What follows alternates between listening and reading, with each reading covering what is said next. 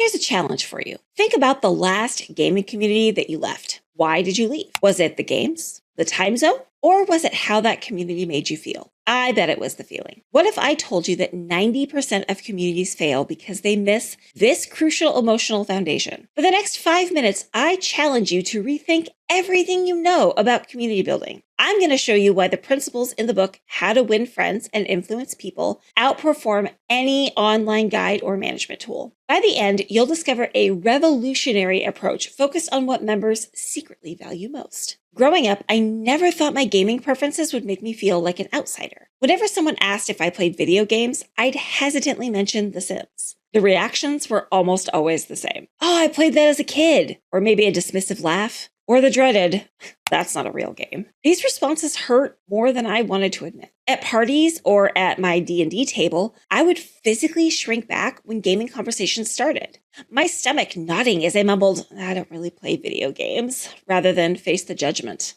My cheeks burned when someone once snickered, isn't that just a digital dollhouse? The gaming world has drawn rigid lines around what counted as gaming skill that excluded me entirely. Gaming culture celebrated competitive achievements and technical mastery. I remember watching a group of friends energetically discussing their tournament rankings, while I sat silent, wondering where the space was for those of us who played for creativity, storytelling, or relaxation. Everything changed when I discovered the Sims community on Twitch. Watching streamers proudly share their builds and storytelling techniques, it revealed thousands of players who found joy in the same aspects of gaming that I did, unconcerned with leaderboards or kill counts. That discovery ignited something in me. How many others felt the same? How many others felt excluded? How many players were silently disconnecting because they didn't fit the competitive mold?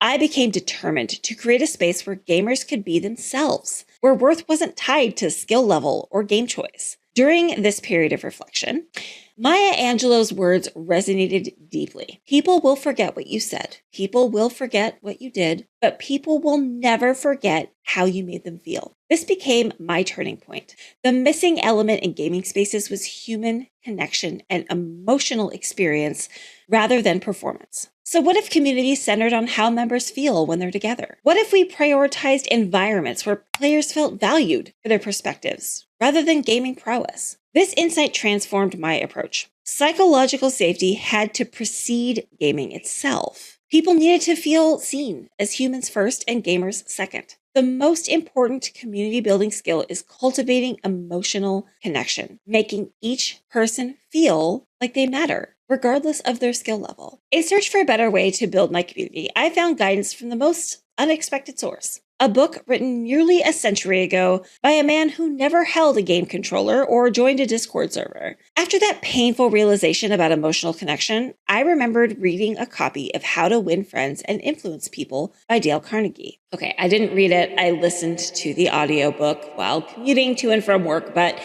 it's the same thing. Remembering those important words during my lowest gaming moment, I discovered principles that would completely transform how I approached online spaces. While everyone else obsessed over Discord setup guides and focused on channels and hierarchies, Carnegie's principles addressed what was truly missing: genuine human connection. His insights, though they're from the 1930s, spoke directly to the void I felt in gaming communities. The first principle that transformed my approach was be genuinely interested in others. This became the foundation of the Squirrel Scouts community. Instead of immediately jumping into gameplay when I go live, I spend time asking questions about people's lives outside of gaming. What inspired your username? What do you do when you're not gaming? Tell me about a win you had this weekend. These questions spark conversations that go far beyond typical gamer talk. During a casual Sims 4 building stream, I noticed a member was particularly quiet. I asked about the garden design she'd created in one of her builds. This opened up a conversation about her real-life landscape architecture studies. By the end of the night, several members were sharing photos of their actual gardens and houseplants in our Discord. The game had become a backdrop for real connection. Another important principle is make the other person feel important. It's become my community's secret weapon. We create a system to celebrate achievements unrelated to gaming skills. When a member passed a difficult exam, we celebrated that achievement. When someone shares artwork inspired by our gaming sessions, I feature it on the stream. I've invited everyone to share their creations, in-game builds, artwork, music, writing, and I spotlight each person's contribution. These experiences create bonds that no raid completion can match. The difference has been remarkable. What started as a gaming community became a place where people genuinely care about each other. Members log in even when they aren't planning to play. They're just coming to connect with friends. Our community has become about belonging, a place where people feel valued simply for being themselves. That sense of belonging didn't materialize by accident. It was built through specific systems that prioritize feeling over features. While most gaming communities focus on having the perfect channel structure or the latest Discord bots, they miss the emotional foundation that makes people stay.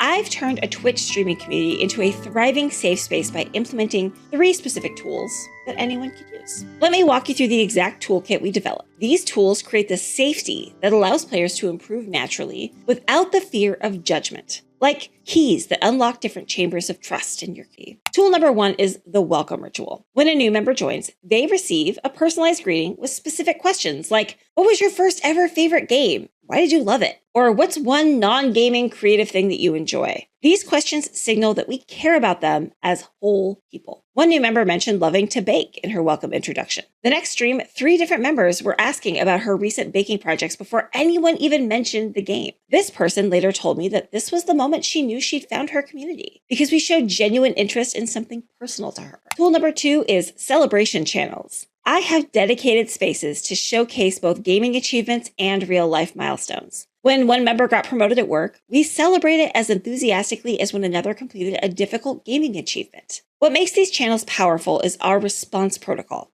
When someone shares difficult news, like their anxiety was particularly bad that week, we have guidelines on responding with empathy rather than immediate problem solving. This creates psychological safety first, which improves gaming interactions later. Tool number 3 is emotion-centered guidelines. Our community rules explicitly state how members should make each other feel valued, respected, and heard. When conflicts arise, we address them through the lens of emotional impact. When an experienced player was offering unsolicited advice to newcomers, we helped them understand how their approach made newer players feel inadequate. This emotional framing completely changed their behavior, and it strengthened the community. The best thing about these tools is their simplicity. By implementing just one of these approaches tomorrow, you'll start seeing immediate changes in member engagement. So here's the truth about great gaming communities. They're not built on leaderboards or skill rankings. They're built on making every single person feel like they belong, regardless of how well they play. Will you try one thing with your gaming community this week? Ask about their day before a match. Celebrate something they achieved outside of gaming. Create a space where they feel seen and safe.